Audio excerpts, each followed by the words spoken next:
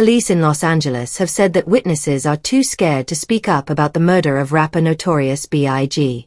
At a news conference, detectives revealed that they are looking into whether his death is connected to other rap murders, including Tupac Shakker's. People thought they already knew everything there was to know about Biggie, until rumors started to spread about a sealed garage in Brooklyn believed to be his. This garage, untouched since his death in 1997, became the subject of fan theories. Some claimed it held unreleased music, notebooks, or even a hidden car. While some dismissed these as just rumors, others said they had seen the crates themselves. If any of it were true, it could change how we see Biggie's legacy, possibly revealing music and ideas the public was never meant to hear and a deeper side of the man behind the music.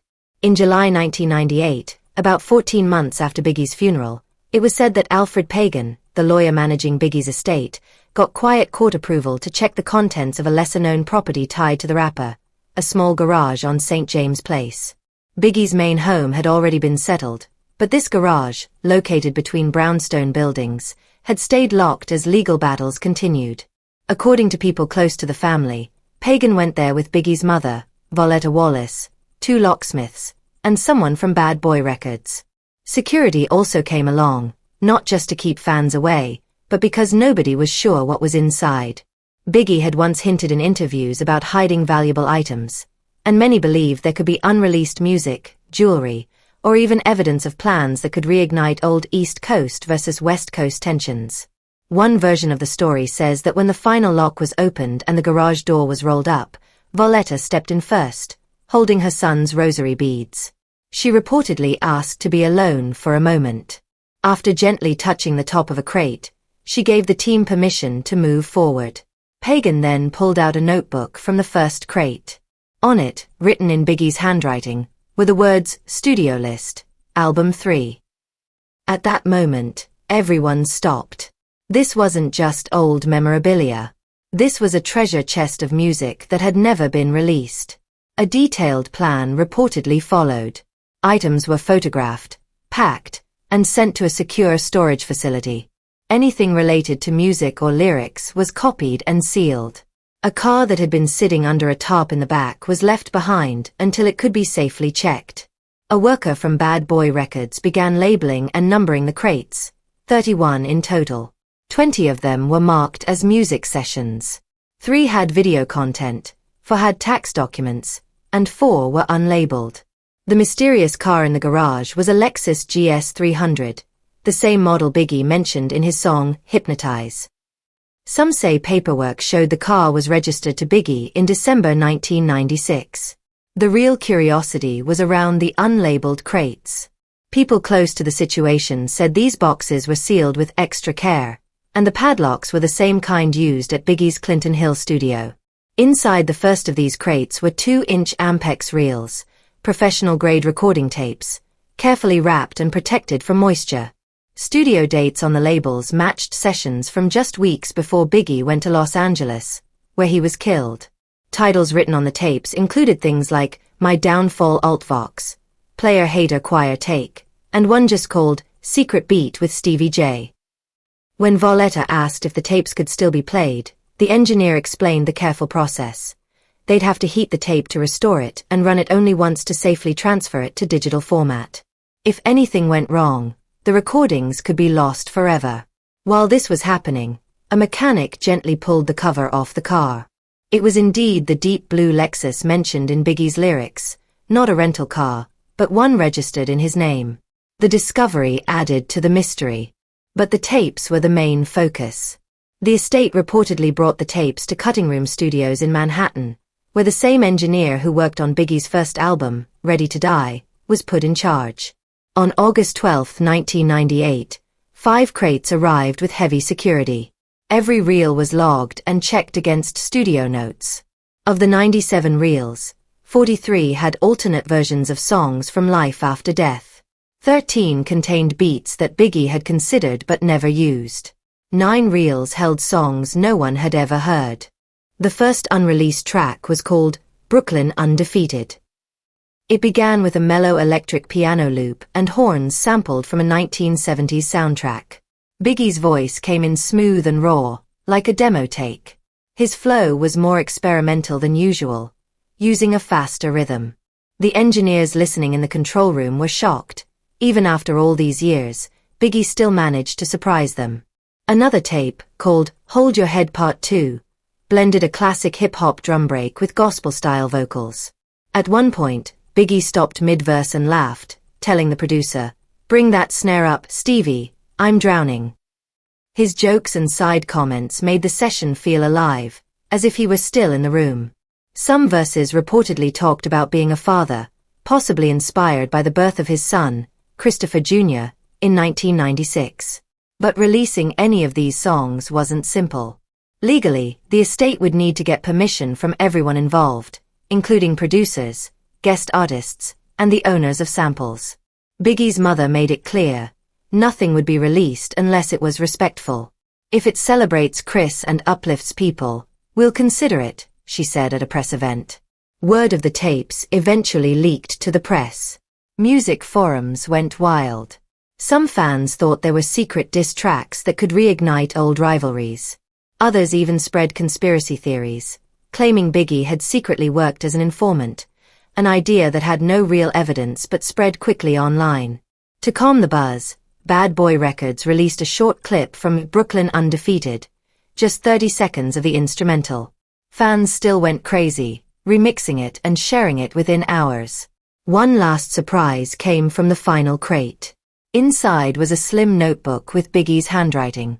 One line stood out: "I wanted to leave something behind, music nobody could flip.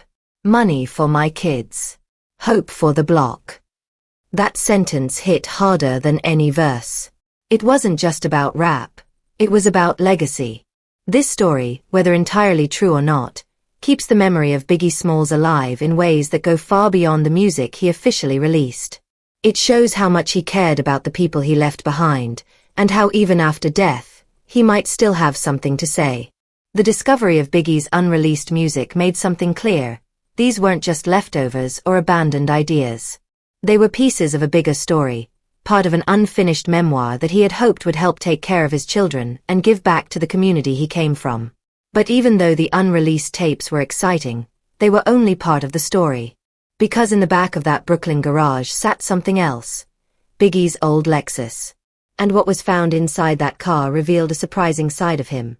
A generous, thoughtful man with a vision for giving back, already in motion before his death. The 1997 Lexus GS 300 was moved to Liberty Auto, a repair shop the estate trusted. Carlos Mendez, the lead mechanic, began a full inspection.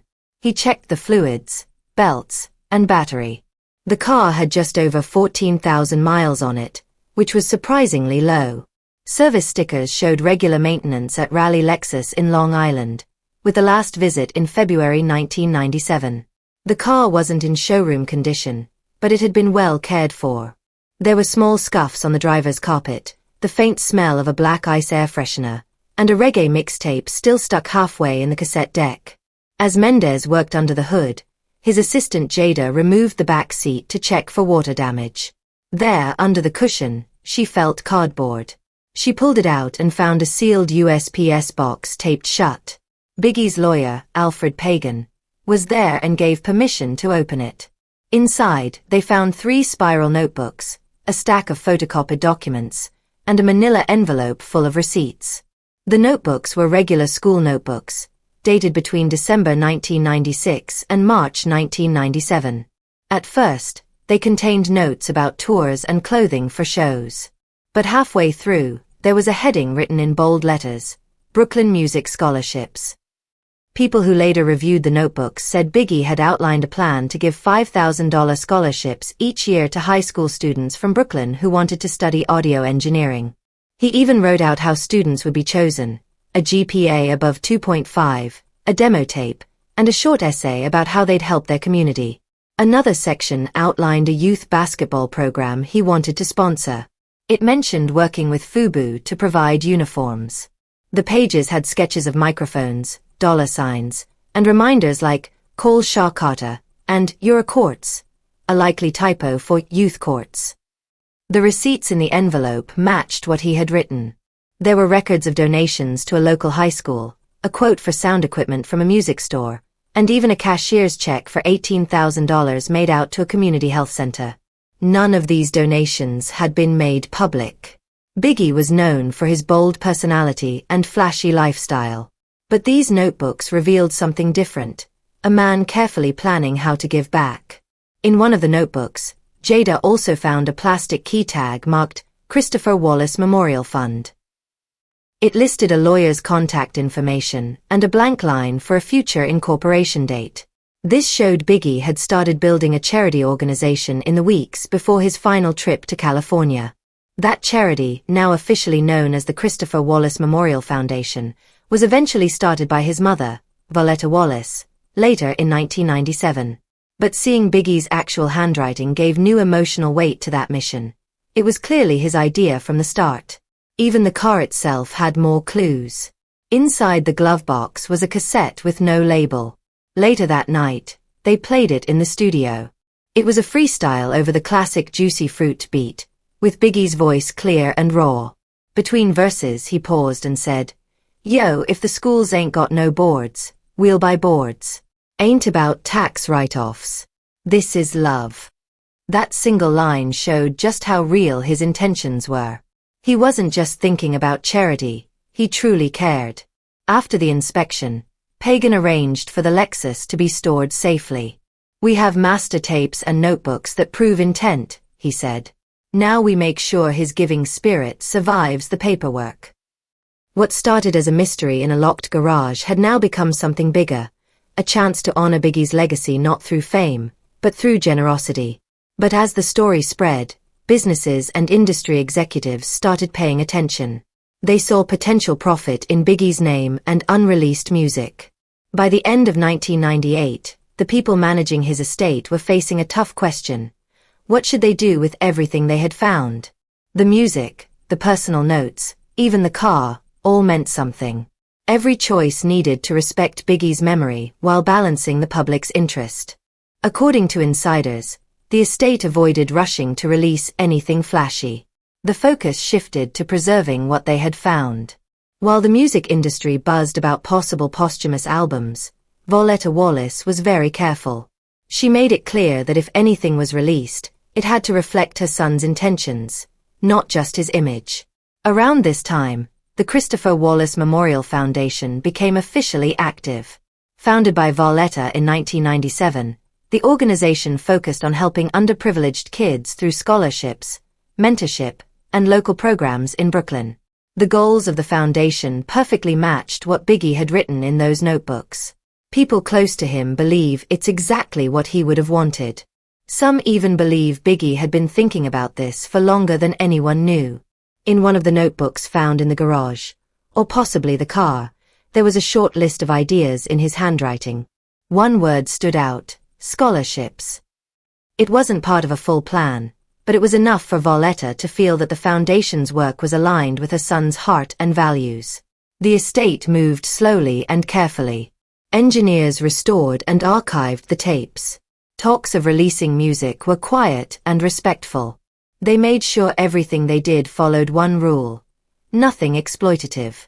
Eventually, they tried one small release, just a single instrumental beat from one of the unreleased tracks. No lyrics, no marketing tricks, just a gift to the fans.